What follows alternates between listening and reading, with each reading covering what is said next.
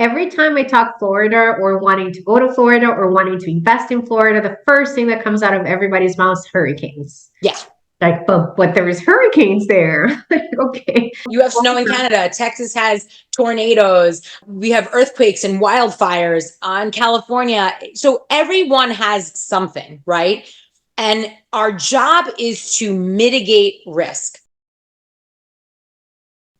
Welcome to the Adriana Ostapenko podcast. I'm here with Beth Silverman. We actually met last year, almost a year ago now, in Tampa, Florida. I was there doing a boots on the ground, checking out some multifamily, some Padsplit, some different investing opportunities in the Tampa area. And Beth is a realtor in the area, and she had a lot of knowledge, information about the market and the properties, and we did some walkthroughs. And I honestly remember watching you in that boot camp and feeling like the feeling that I had was you're a powerhouse. I don't know if you get that a lot. You probably do, because it's just this energy that you have of being so like knowledgeable and smart and sharp, but also like offering so much value and so much information to everybody. So thanks for joining the podcast today. Thanks for having me. I'd love for you to share with us. Tell me a little bit about who you are and like how you're serving the world right now. Gosh, that's a big question, how I'm serving the world. Who I am, well, I can sum it up in about 30 seconds. My name is Beth Silverman. I'm a residential real estate investment specialist. I got my start in the game about 12 or 13 years ago, and I went from my hometown in New York down to Maryland and eventually down to Florida. The older I get, the more important the climate. And I've really seen the run of the gamut. Listen, I've been on a very lucky trajectory where the market has just been in this incredible uptick post 2008 crash. And now that we've kind of shifted again and everyone's kind of wondering where is 2024 going to lead us, for me, what has always set me and my clients apart is my ability to understand market trends and pivot into what I think the next product is so that I can maintain a diverse portfolio, really be extremely risk averse, but always guiding clients to build wealth so they can be financially free. That's the goal. Every time I talk Florida or wanting to go to Florida or wanting to invest in Florida, the first thing that comes out of everybody's mouth is hurricanes. Yeah. Like, but there is hurricanes there. Okay. I mean, so you guys have snow in Canada, right? You have snow in Canada. Texas has tornadoes. I mean, we have earthquakes and wildfires on California. So everyone has something, right? And our job is to mitigate risk. So if I had a choice and I was going to be buying in a flood zone, and everyone always thinks that flood zones have to do with how close you are to the beach or the water.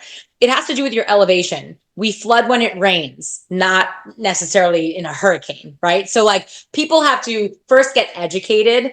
But when it comes to hurricanes, look, a category 3 or below, like for Floridian, that's just a bad storm. We're not leaving our houses.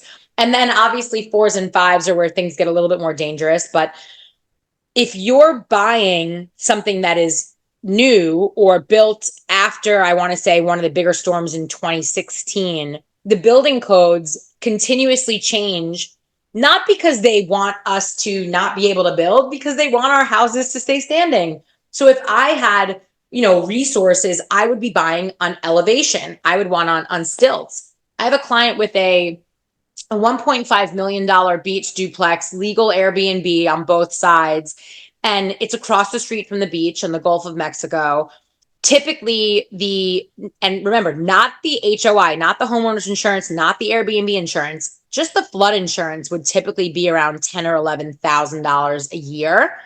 And because she's built on stilts, she's 11 feet off the ground. Her flood insurance is under $1,500 a year. Huge difference, right? So insurance is definitely something that we're up against. I don't think that because we have hurricanes, that would stop anyone from, but clearly it's not stopping anyone from buying here. I think there's, smarter building materials. And I think having the proper insurance is key. I see investors all the time, especially in Airbnb, who are not carrying the proper insurance. And hey, man, I mean, it's an income property. And if anything happens or if you get sued, everything else that you have is at stake. So just take the extra steps, pay the extra money. I understand that the cash flow is not going to be as much, but if you can have a beach property that pays for itself, that's a win. So logistically, you've been there for 7 years. How many like life-threatening hurricanes have you been through? Well, I mean, I should tell you that my family is like the hurricane family, everything from Andrew to Katrina to Superstorm Sandy, Harvey, Irma. My family has literally been almost wiped out in every storm, regardless of like where we all lived. So my little brother is an Emmy Award winning meteorologist. So it's the kind of the joke in our family that hurricanes just follow us all. But since I've been on this coast, when Irma had hit right when I moved here, my condo unfortunately did sustain some mold issues in the HVAC. It was a kind of a devastating experience, but it was a huge learning lesson that I'm able to carry all those lessons with me into my career and guide my clients. But I happen to be quite lucky, as do most people who live in Tampa, St. Pete. I don't know if it's because of the Indian burial grounds, like people say it is, but we have not sustained a direct hit in over 101 years. It's wild because so many big storms are coming for us and then they churn. Ian, a year and a half ago, was completely devastating right to our south, Fort Myers, Sanibel, Captiva. And I sell all those areas too. So the devastation was there. We did recently just have Idalia, which unfortunately for some of the flood prone areas in St. Pete, like Shore Acres, they really took on some serious water and had a lot of flooding. But again, nothing really catastrophic. Whenever I think catastrophic, I really think of Katrina. I think of Superstorm Sandy. But yeah, I mean, look, this is a fact of life. Global warming is happening. Like the climate is going to continue to change, and we just need to grow and adapt our resources with it and think about different energy sources. It's a whole nother conversation, but really making sure you have the right insurance is the key to having a great existence in Florida. So what happens if it does get hit and there is damage? Like how do you kind of survive through that process? Yeah, I live in the highest elevation in St. Pete, a whopping, brace yourselves, guys, a whopping 48 feet above sea level. 48, which is hilarious when I think about the fact that I've climbed mountains that are 14,000 feet above sea level. So 48 feet. But what that means for my particular house that we're sitting in right now, I could withstand 12 to 15 feet of storm surge, which is a really big deal. And so what happens? Look, if that happens, it's a major catastrophe. It is going to have a catastrophic devastation. So what does that mean? That means that then I take my insurance money and I rebuild when the time is right.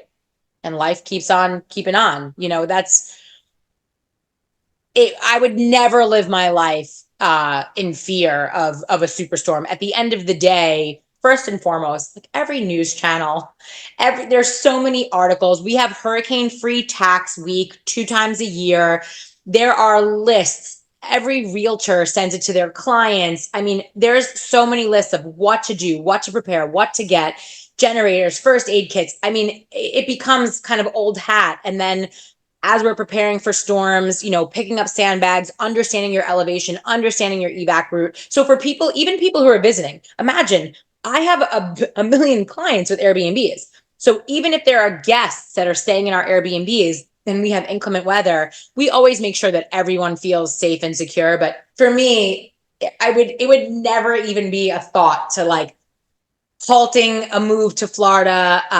It's just a 2-second learning lesson. And what's wild is the news media sensationalizes these storms, right? For days. And we're all sitting here and you end up eating all your hurricane food and snacks before the storm ever even hits. But yeah, there's a lot of hurricane parties in Florida too. I would never, that in my wildest dreams, that would never stop me from investing in Florida ever or living here. Is there a specific percentage that you help your clients set aside when they're considering the running numbers on properties or insurance costs? Well, it's part of your mortgage when you think about your principal, interest, taxes, and insurance. So there's no way that we're going into any deal without having all of those numbers. So it's not about putting it aside. We know those numbers up front. Like there's no way that we can go into any deal without understanding every single number. So any deal that I bring my clients to, whether it's an Airbnb, a Padsplit, a multifamily, I am underwriting all those deals for my clients. Let's talk Padsplit. So that's what you shared with us when we were in Tampa and the boots on the ground. We got to actually go see one and do a walkthrough. Tell me about Padsplit. Tell everybody, what is it, and what are some of the things that you love about it? Padsplit is the nation's largest co-living platform. And I think all of us at one time or another were into co-living, right? You had roommates when you were in college, and co-living with strangers, it just means that we're going to share certain spaces. So on Padsplit, we're taking the underutilized space of a single family home and we're converting those underutilized spaces into additional bedrooms and bathrooms. So the only shared space in a Padsplit is going to typically be the kitchen and the laundry room. And by creating additional bedrooms and bathrooms, we are creating more affordable rental units for the community. So Padsplit serves working members who really are the lowest income earners. The typical earner makes between, maybe minimum wage, $30,000 to $50,000 a year. And it's really hard for those cost burden members of society to get rentals because rent prices have soared in the last few years.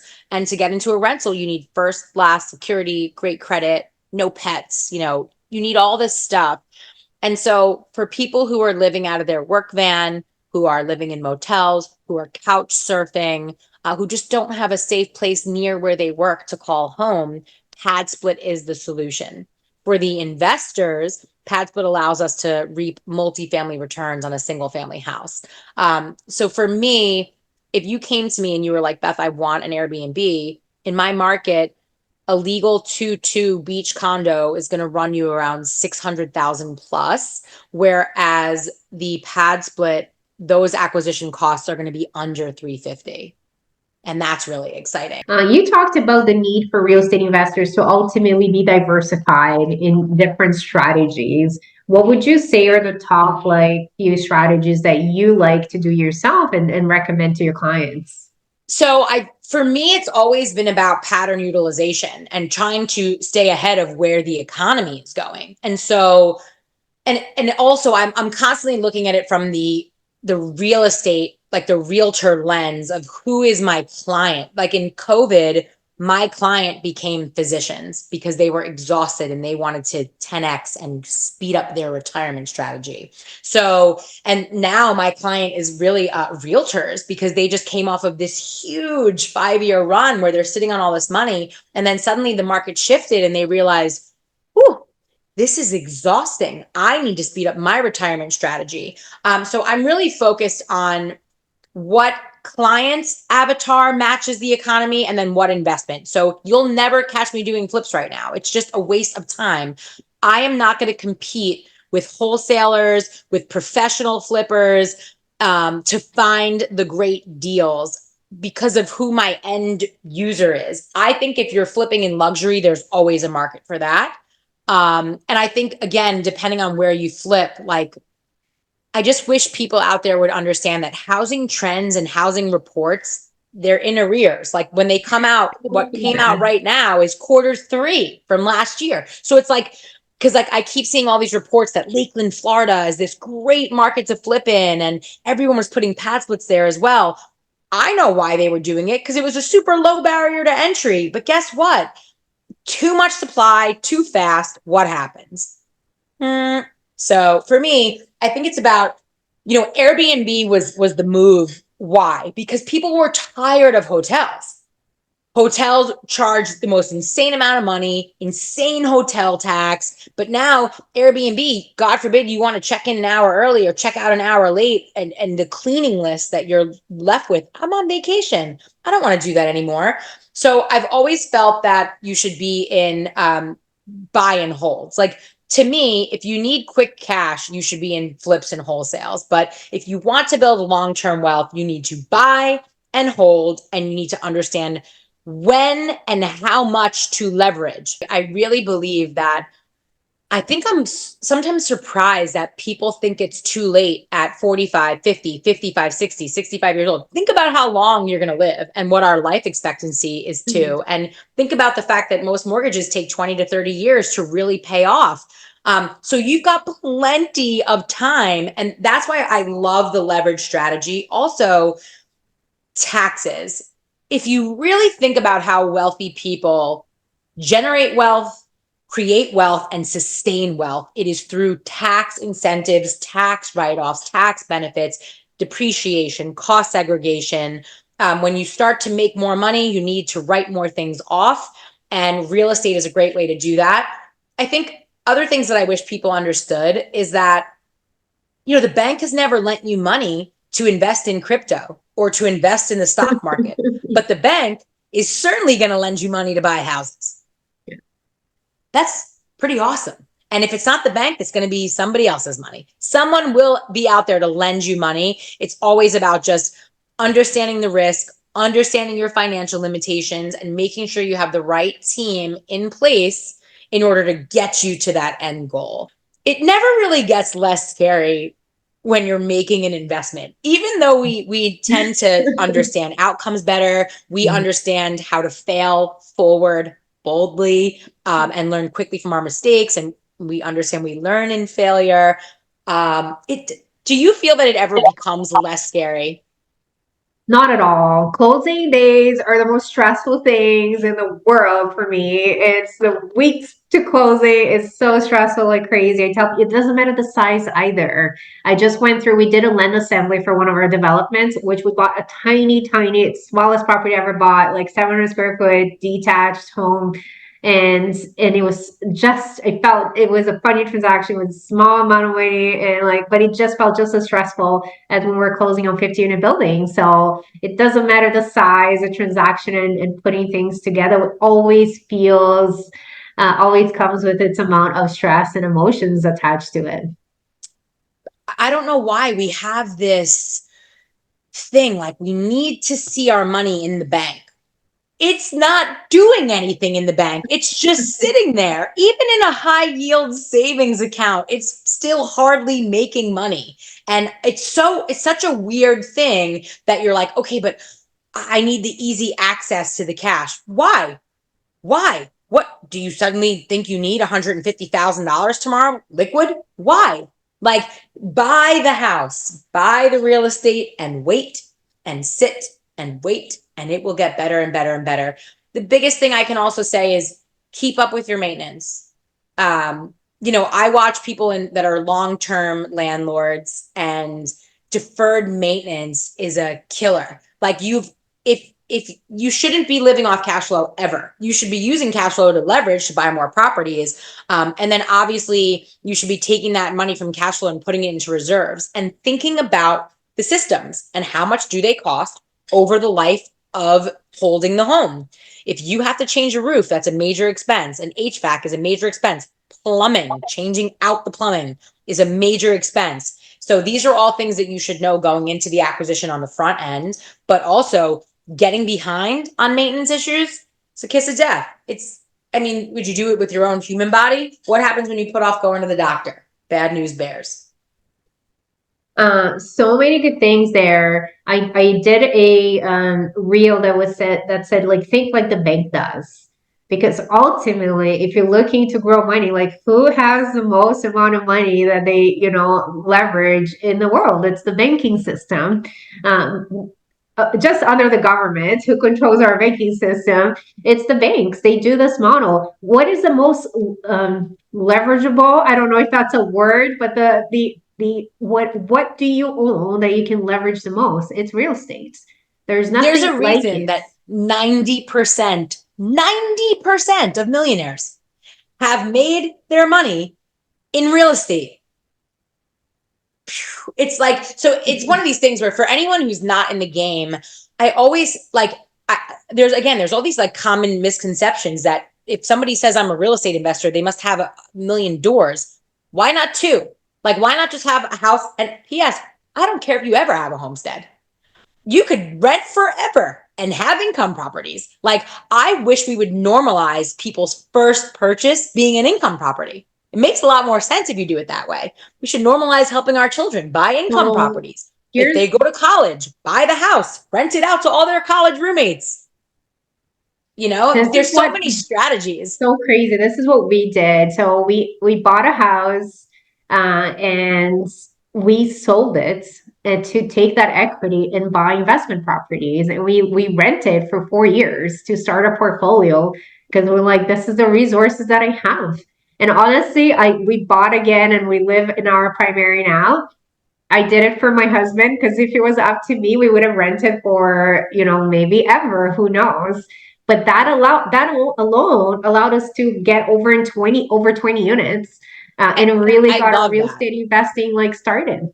I love that you were willing to sacrifice. I believe that house hacking and living, whether it's below our means or not having exactly what we think we deserve, I believe that the level that you are willing to sacrifice is how quick you will amass that wealth. And so I get it. When you have kids, you do sometimes need to settle it down, be in a specific school system. You have to have the room for them to grow and learn and play and build memories. I get that.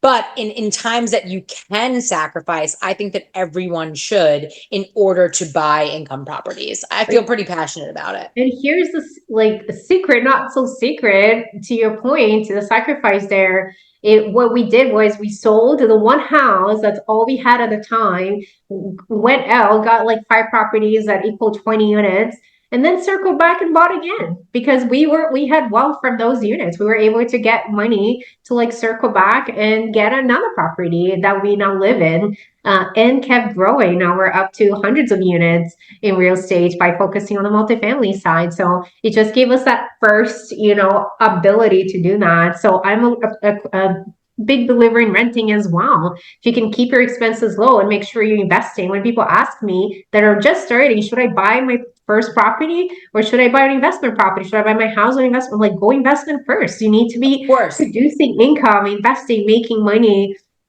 And then you're going to circle back. And with that wealth that you've created, now you can go and spend on buy a nice car, buy a nice home, buy whatever you need to do once you've created the wealth.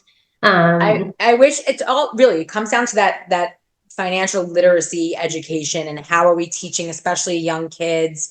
And even our peers, it's okay to not have education. Again, most of my clients are realtors and they come to me and they're like, Beth, I know how to sell houses. I'm one of the top realtors in the nation, but I don't really understand how to invest. Okay, no worries. Like, that's what I'm here for. I'm here to teach you. And it's such a wild ride. I think that people get so wrapped up comparing themselves to other people. Just stay in your lane. If you can purchase one property a year, that's amazing. If you can purchase one every 3 years, that's great too. We have a long way to go.